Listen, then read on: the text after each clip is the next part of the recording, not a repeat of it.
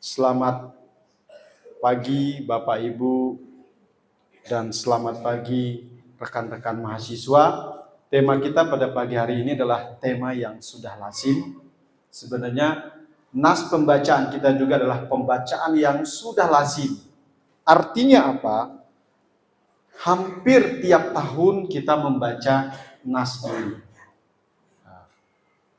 Dan saya tertarik untuk membawa satu tema yang sangat sederhana, tetapi saya melihat ini adalah tema yang sangat cocok bagi kalangan mahasiswa. Mungkin kalau bagi Bapak Ibu dosen ini tema yang sudah biasa, tetapi bagi mahasiswa tema ini adalah luar biasa. Mari kita baca bersama-sama tema kita pada hari ini. 1, 2, 3. Oke, saya ulangi. Arti sebagai murid Kristus. Kalau kita berbicara tentang murid, saya mencoba untuk melihat beberapa istilah kata murid. Next, PowerPoint. Oke. Yang pertama, kata murid dalam bahasa Latin itu disebut dengan discipulus. Artinya murid secara sederhana. Kemudian dalam bahasa Ibrani digunakan kata limud. Dalam bahasa Yunani ada dua kata yang menunjukkan kepada murid. Yang pertama adalah mateles, arti sederhana. Kalau dia tidak ditambah awalan dan akhiran, murid atau pengikut. Kemudian dalam bahasa Yunani ada kata tentang murid, yaitu yang lainnya, matria, yang dipakai di dalam istilah di dalam nas Matius pasal 28 ayat 19. Dalam bahasa Indonesia, kata murid itu menunjukkan kepada di mana ada proses kegiatan belajar mengajar. Jadi ada pengajar, ada murid. Ada guru, ada peserta didik. Kalau umpama kita mengadopsi istilah yang dikenal di Indonesia, bahwa pendidikan itu dalam konteks di sini adalah pendidikan formal.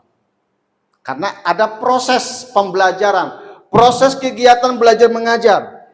Di Indonesia ada 3 istilah dalam konteks jenjang pendidikan. Jadi ini pendidikan formal, bukan non formal. Pertama, pendidikan anak usia dini yang dimulai dari PAUD, kemudian KB, kelompok belajar, PAUD, TK. Itu sekolah anak usia dini. Kemudian masuk lagi ke jenjang kedua, sekolah dasar menengah. Ada SD, SMP, dan SMA. Yang ketiga, ada perguruan tinggi. Dalam programnya ada diploma, ada sarjana, ada magister, ada doktor. Jadi, kalau diimplementasi dalam konteks keindonesiaan bahwa kata murid di mana terjadi proses belajar mengajar, ada guru, ada murid, artinya kami sebagai pengajar sudah melewati. Dan saudara-saudara sebagai mahasiswa sedang belajar. Dalam konteks di STT ada pengajar yaitu dosen, ada murid adalah mahasiswa. Oleh karena itu kalau kita melihat kepada pengertian di sini bahwa murid dalam konteks bahasa Indonesia terjadinya proses belajar mengajar. Berarti ada hal-hal yang dipelajari. Ada disiplin ilmu yang dipelajari.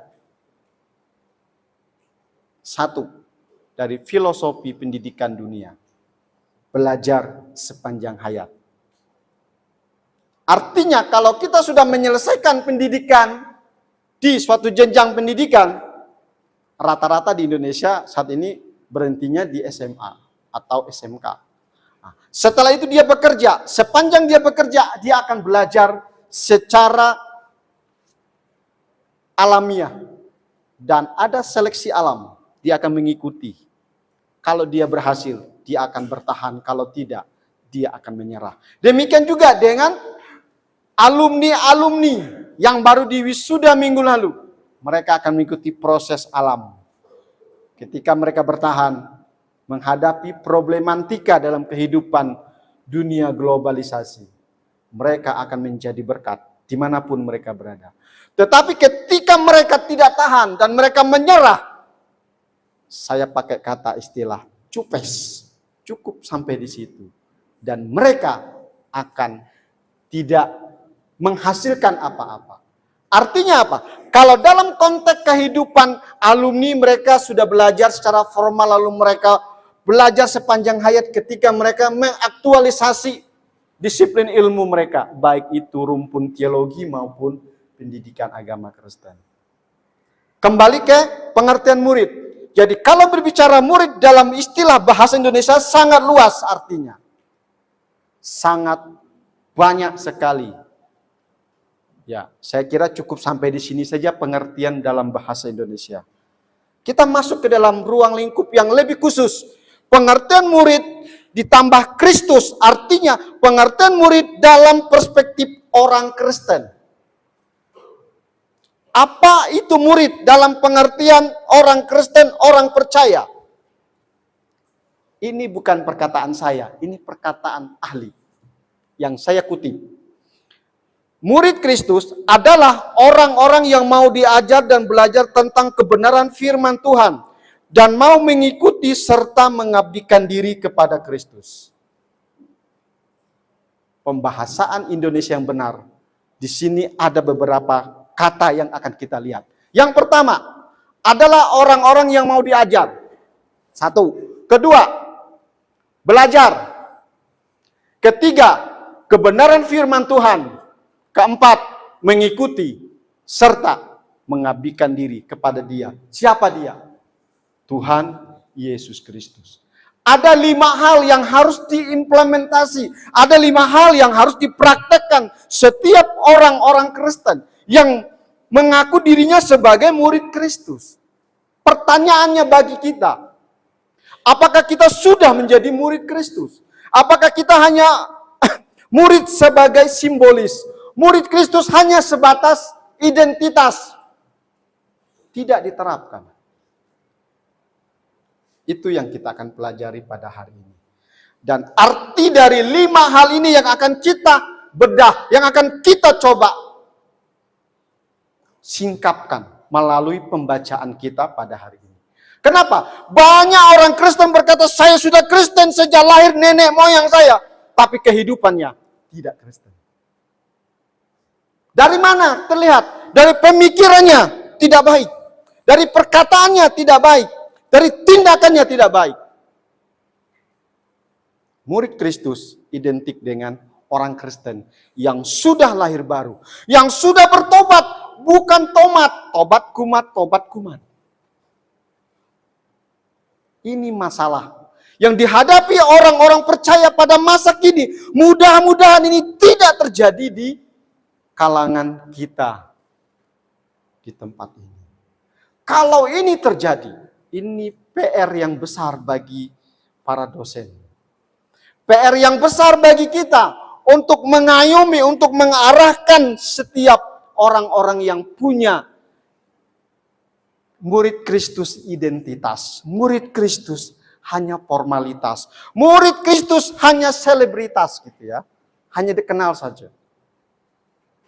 Itulah yang menyebabkan kenapa kita melihat banyak orang-orang yang percaya saya sudah murid Kristus, tapi kenapa ada masalah? Saya sudah murid Kristus, tapi persoalan terjadi, tidak pernah diselesaikan. Makanya tema sederhana, tapi makna luar biasa.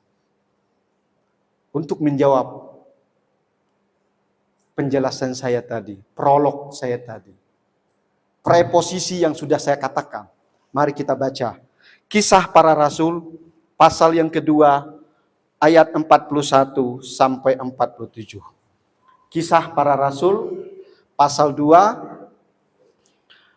ayat 41 sampai 47. Kita akan membaca bersama-sama, berbagi berkat. Kalau saya yang baca nanti suara saya habis.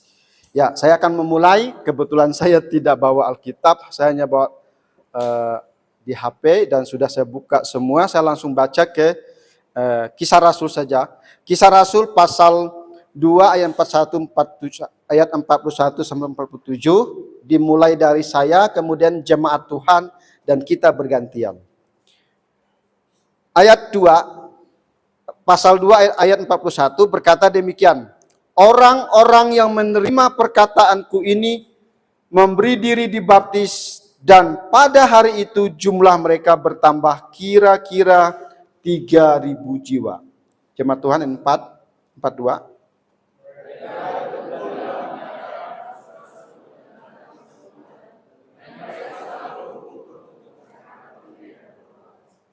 Maka ketakutanlah mereka semua, sedang rasul-rasul itu mengadakan banyak mujizat.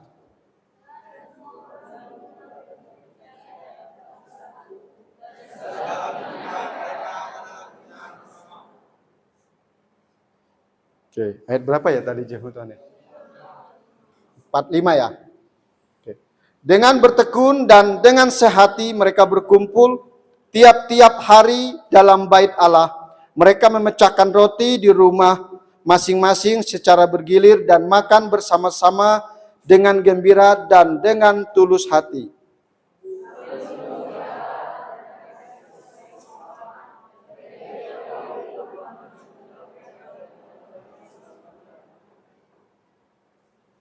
Oke.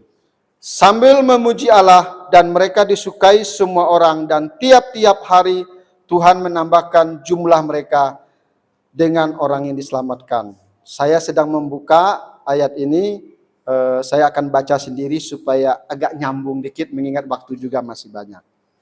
Saya akan baca dari judul yang diberikan oleh Lembaga Alkitab Indonesia, Cara Hidup Jemaat yang Pertama. Ayat 41, orang-orang yang menerima perkataanku ini memberi diri dibaptis, dan pada hari itu jumlah mereka bertambah kira-kira 3.000 jiwa. Mereka bertekun dalam pengajaran rasul-rasul dan dalam persekutuan, dan mereka selalu berkumpul untuk memecahkan roti dan berdoa. Maka ketakutanlah mereka semua, sedang rasul-rasul itu mengadakan banyak mujizat dan tanda. Dan semua orang yang telah percaya tetap bersatu, dan segala kepunyaan mereka adalah kepunyaan bersama. Dan selalu ada dari mereka menjual harta miliknya, lalu membagi-bagikan kepada semua orang sesuai dengan keperluan masing-masing. Dengan bertekun dan dengan sehati mereka berkumpul tiap hari dalam bait Allah. Mereka memecahkan roti di rumah masing-masing secara bergilir dan bersama-sama dengan gembira, dengan tulus hati, sambil memuji Allah, dan mereka disukai semua orang, dan tiap-tiap hari Tuhan menambahkan jumlah mereka yang diselamatkan. Dari pembacaan kita ini, kita kembali ke tema, arti seorang murid. Next. Ada 3 hal yang akan kita pelajari pada pagi hari ini. Yang pertama, siapakah yang disebut dengan murid? Bapak Ibu terkasih dalam Tuhan Yesus Kristus, secara gramatikal, kata murid tidak ada dipakai dalam nas ini. Tidak ada. Namun, secara implementasi dari sikap, attitude seorang murid, itu ada. Jadi, nanti jangan protes lah Pak Markus tidak eksposisi. Betul, memang ini tidak diekspos ayatnya, hanya kita menggunakan tafsiran yang sederhana. Tetapi, arti murid ada di sini. Nah, yang pertama, siapa yang disebut dengan murid? Dalam ayat 41 mencatat, orang-orang yang menerima perkataannya itu memberi diri dibaptis, dan pada hari itu jumlah mereka bertambah kira-kira 3.000 jiwa. Pertama, sikap yang kita lihat di sini, di mana mereka disebut murid, ada pelipat gandaan, ada pertambahan yang luar biasa. Murid Kristus adalah orang-orang yang menerima perkataan dan memberi diri dibaptis. Pada masa itu, apabila dia sebagai pengikut Kristus, harus dibuktikan dia percaya dan dia mengikuti para rasul. Oleh karena itu kalau kita berbicara mengenai murid Kristus dalam konteks ayat 41, banyak sekali orang-orang yang menerima perkataan dan mereka dibaptis. Siapa yang melakukan ini? Siapa yang Tuhan utus? Rasul-rasul yang diketuai oleh Petrus. Petrus sebagai rasul yang luar biasa pada saat itu. Pelayanannya yang begitu hebat. Hanya dengan sapu tangan orang sakit disembuhkan. Pelayanan yang sangat dahsyat. Bukan rekayasa. Tetapi ini faktual dan real. Kalau kita berbicara, banyak sekali orang-orang yang datang pada saat itu bertobat, mereka menjadi orang-orang Kristen. Secara konteks dekat, ini ada hubungan dengan di dalam Injil Matius pasal 28 ayat 19 sampai 20. Dengan Injil Markus pasal 16 ayat 16 sampai 20. Ada hubungan dekat, ada hubungan konteks dekat. Mengapa? Karena di dalam Injil Matius 28 ayat 19 20 dan Injil Markus pasal 16 ayat 16 dan 20 menyatakan tentang di mana para rasul-rasul mereka harus pergi memberitakan Injil. Dan itu peristiwa sebelum terjadinya pencurahan Roh Kudus. Dalam bahasa teologia. Sebelum datangnya Parakletos, penolong. Dan ada kelanjutannya, kontinuitas pelayanan yang dilakukan oleh para rasul. Yang dulunya para rasul ketakutan kalau memberitakan tentang siapa itu Yesus. Takut mereka, karena kalau ketahuan pemerintah Romawi, hukumannya adalah dibunuh. Banyak sekali persoalan-persoalan dihadapi oleh para rasul ketika mereka menjalankan amanat agung untuk memberitakan kabar sukacita kepada semua orang.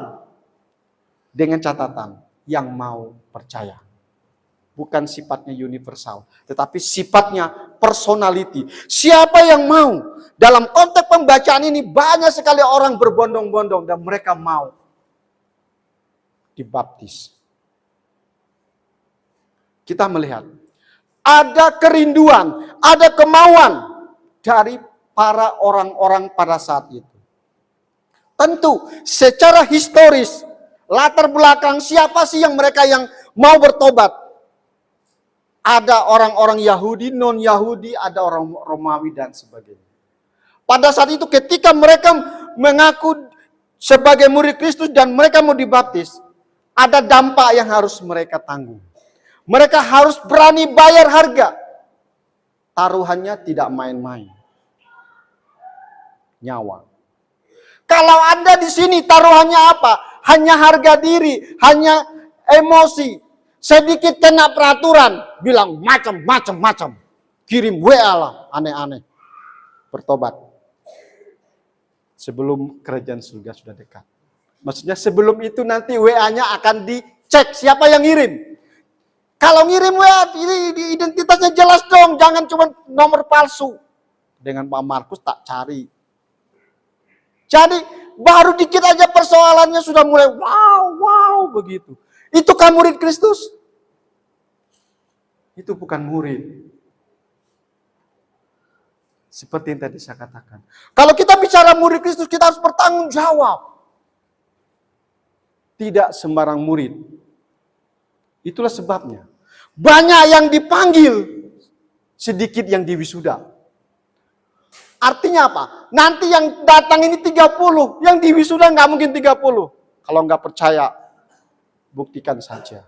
Nanti satu persatu lah, sudah nggak kuat, makannya nggak enak, kuliahnya, doanya. Itu adalah seleksi alam yang akan terjadi bukan hanya di STT Kanaan.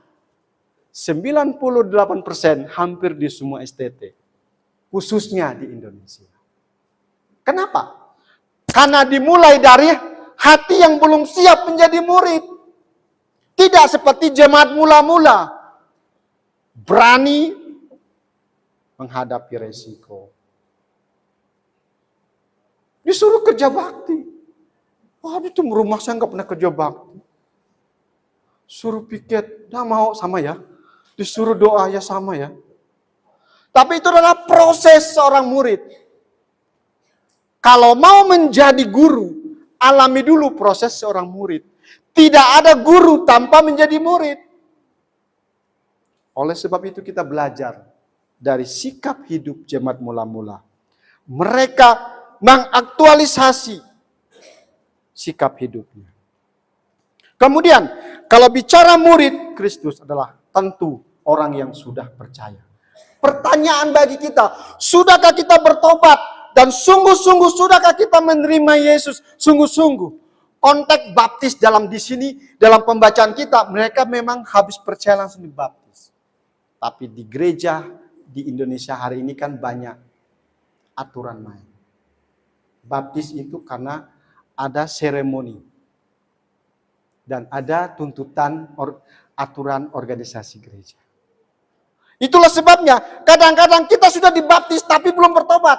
Kita sudah dibaptis, sudah punya surat baptis, surat CD apakah? Tapi sikap hidup tidak mencerminkan seorang yang sudah bertobat. Jangan sampai dalam kehidupan kita ketika kita menjadi murid Kristus, kita adalah murid-murid Kristus yang formalitas. Yang murid-murid Kristus yang tidak dapat mengaktualisasi identitas kita. Memasuki semester baru. Perjalanan kita sangat panjang. Bagi semester baru yang baru masuk. Masih ya sekitar 3 tahun 8 bulan ke depan baru selesai. Bagi yang semester 3 masih 3 tahun lebih. Bagi yang semester 5 masih setengahnya. Semester 7 juga sama. Masih jalannya panjang. Oleh karena itu, saya mengutip salah satu perkataan seorang tokoh agama. Jaga pikiran, jaga hati, jaga tindakan. Supaya apa? Supaya kita benar-benar menjadi murid Kristus. Amin? Oke, yang kedua. Kalau yang pertama, siapakah yang disebut dengan murid? Yang kedua, bagaimana sikap seorang murid? Saya akan baca ayat 42. Next. Mereka bertekun dalam pengajaran rasul-rasul, dalam persekutuan, dan mereka selalu berkumpul untuk memecah roti dan berdoa. Adapun sikap murid yang diterapkan, yang dicontohkan dari pembacaan kita, pertama, bertekun dalam pengajaran. Mereka bertekun. Padahal pengajar mereka itu bukanlah doktor, bukan magister, bukan sarjana. Jenjang akademiknya pun nggak jelas. Tapi mereka mau belajar. Kenapa? Karena ada inisiatif dari hati mereka ingin belajar, lalu mereka bersekutu, berkumpul. Ketika mereka berkumpul itu bukan bebas seperti kita hari ini. Mereka bersembunyi. Luar biasa. Dan mereka sangat antusias untuk mendengar pengajaran-pengajaran dari para rasul. Tentang siapa? Tentang siapa itu Tuhan Yesus Kristus. Kembali kepada bertekun dalam pengajaran ini. Jadi mereka sangat memiliki kemauan yang luar biasa. Kemudian mereka bertekun dalam persekutuan, ada fellowship, ada pujian penyembahan bersama. Lalu mereka berdoa bersama-sama. Kenapa? Karena pada masa itu kalau mereka tidak bertekun dalam pengajaran, bertekun dalam persekutuan dan berdoa, lawan mereka itu adalah para penguasa secara politik. Oleh karena itu mereka harus siap sigap, tidak boleh lengah. Kalau tidak, taruhannya adalah nyawa. Karena tentara-tentara Romawi selalu mencari di mana orang-orang pengikut Yesus. Dan selalu mau dibinasakan. Jadi tantangan mereka pada saat itu luar biasa.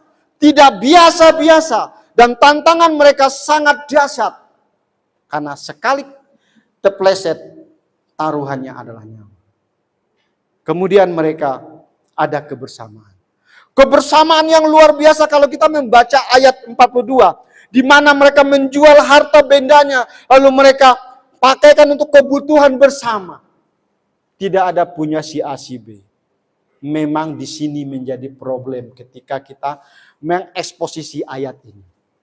Kalau ini diterapkan, pasti tidak ada punya siapa, semuanya punya bersama. Contoh dari daerah Sulawesi kan ada istilah, ini punya kita.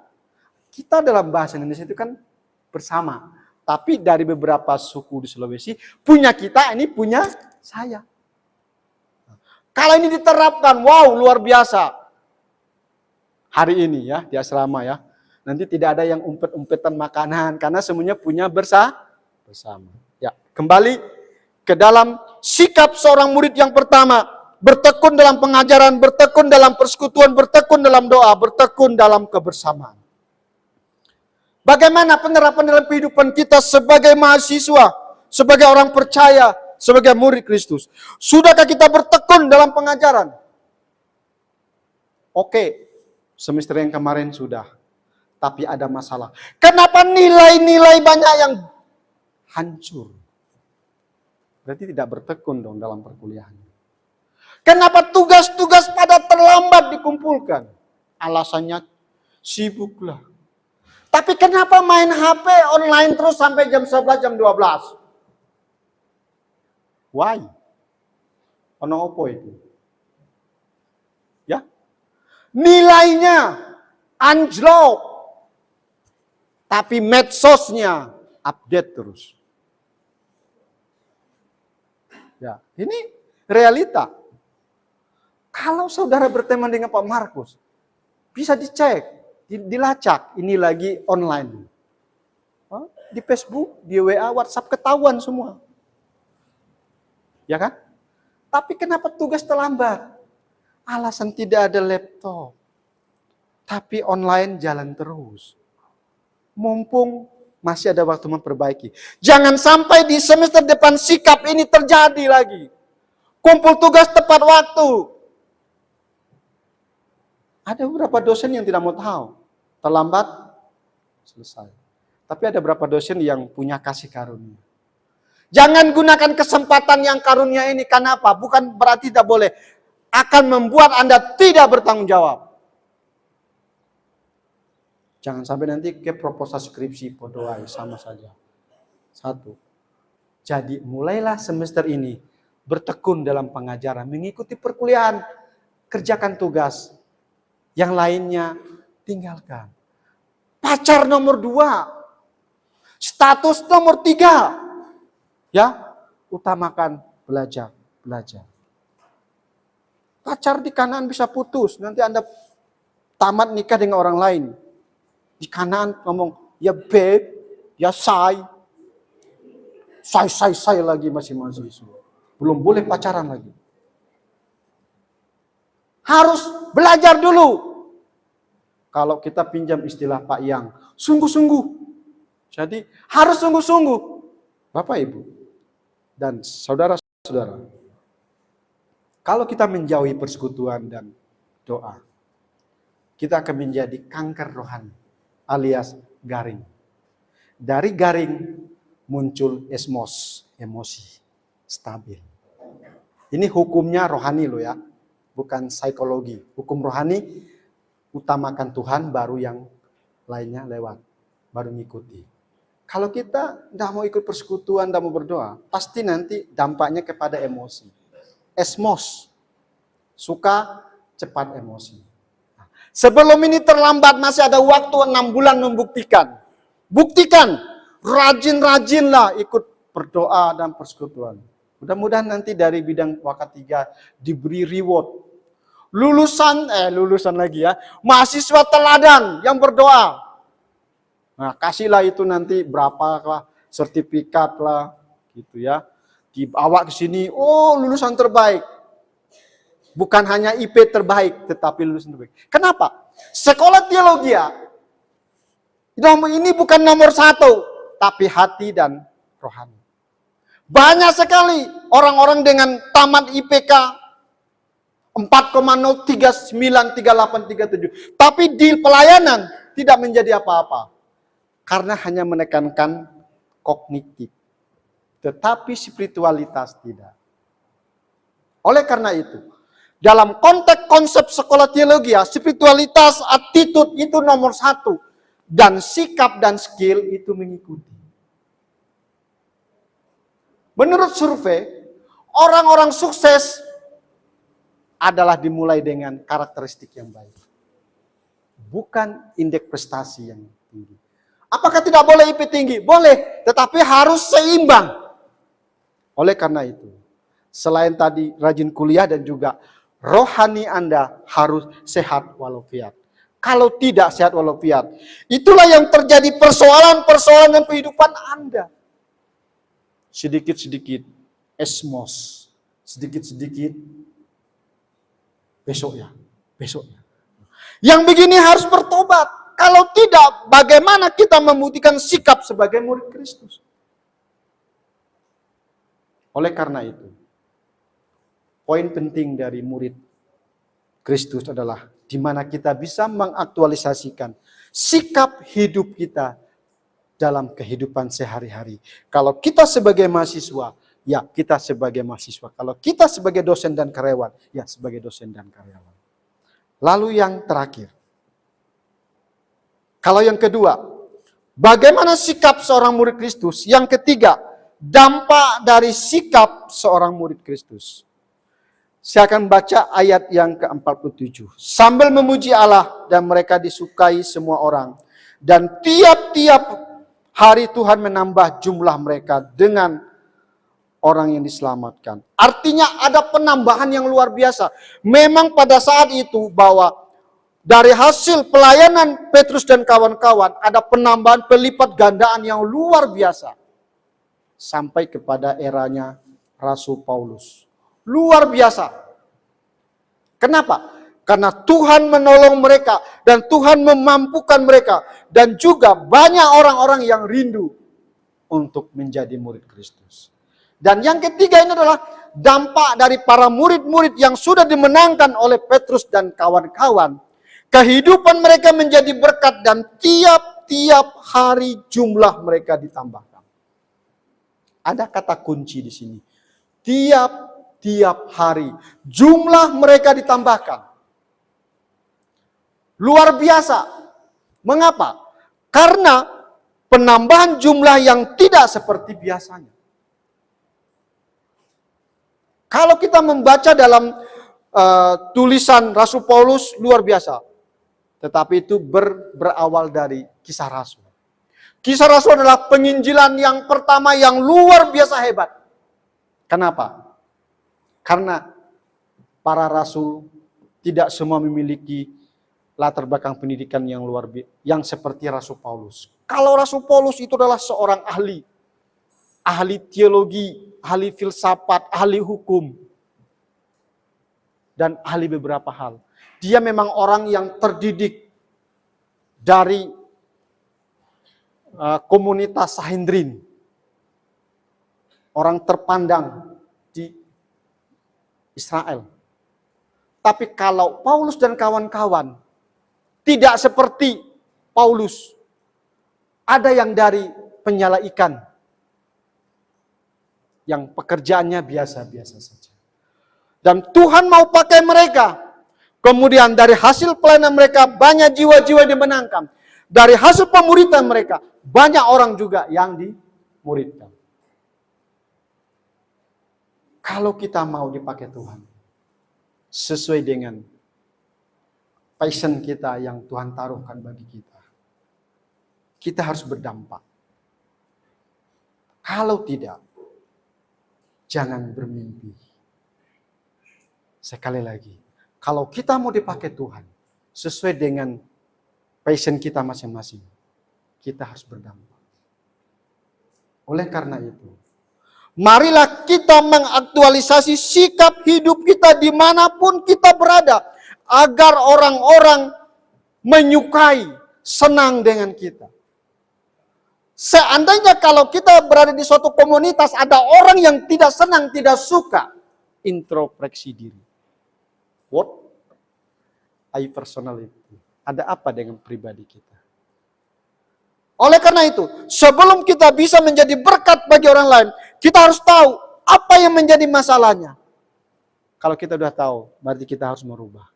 Dan kita belajar dari murid-murid Tuhan Yesus dan orang-orang Kristen. Jumlah mereka bertambah tiap hari. Karena sikap hidup mereka menjadi berkat. Saya mengasumsi ada 3 hal yang membuat mereka menjadi berkat. Pertama, perkataan mereka. Kedua, perbuatan mereka. Dari perbuatan dipecah lagi. Ada empati dan simpati. Saya tidak sebut kognitifnya. Saya hanya langsung sebut kepada attitude dipecah menjadi 2. Ada perhatian, ada yang merasakan sama dengan orang yang sedang mengalaminya. Ada simpati dan empati, ada empati dan simpati. Kalau kita mau menjadi berkat bagi orang-orang di sekitar kita, ketiga hal ini harus menjadi bagian kehidupan kita. Bagi rekan-rekan mahasiswa, kalau engkau adalah mahasiswa senior, jadilah berkat bagi juniormu. Jangan sampai terbalik. Junior menjadi berkat bagi senior. Dan sebaliknya. Oleh karena itu, sebelum kita memulai kegiatan perkuliahan dan kehidupan berasrama, kalau kita mau menjadi berkat, dimulai dari diri kita sendiri. Dan kita harus menjadi panutan. Tidak harus menjadi ketua SEMA, ya kan? Tidak harus menjadi ketua seksi rohani. Tapi jadilah seksi rohani bagi diri sendiri. Dan akan membawa dampak bagi teman-teman yang lain. Kalau kita sudah mengaktualisasi ketiga konsep ini dalam kehidupan kita, saya percaya saya dan Bapak Ibu semua menjadi murid Kristus yang memberkati. Ya, kita lihat foto dulu sebelum kita doa penutup. Ya, ini ilustrasi. Ini foto wisuda tahun 2000 berapa saya lupa. Cuman saya dapat. Di atas itu kan foto para dosen. Lalu di bawah itu adalah foto para mahasiswa. Maksudnya apa? Ini dosen-dosen ngajarin mahasiswa. Yes. Lalu mereka di wisuda dan mendapat waktu itu gelarnya STH dan SPDK. Dan mereka melayani.